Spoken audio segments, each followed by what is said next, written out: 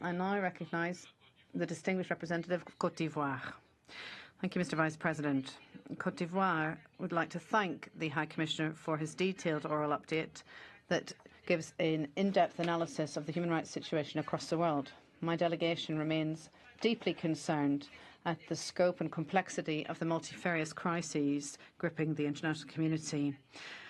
The spiking in inequalities, the devastating effects of climate change and armed conflict continue to cause unspeakable suffering for civilians, in particular women and children.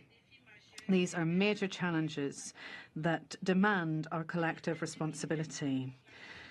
In light of these pressing challenges, Côte d'Ivoire reaffirms its unwavering commitment to the principles of international solidarity, multilateralism and respect for human rights commitments.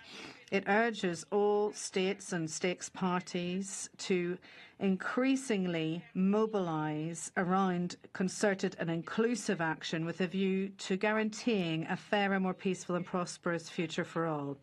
Côte d'Ivoire is committed to the ideals of peace and warmly encourages us to focus on constructive dialogue and mutual cooperation as the key levers for preventing crises and finding a peaceful settlement for conflicts. Finally, Côte d'Ivoire calls on the Council to remain faithful to its fundamental principles of universality, objectivity and non-selectivity.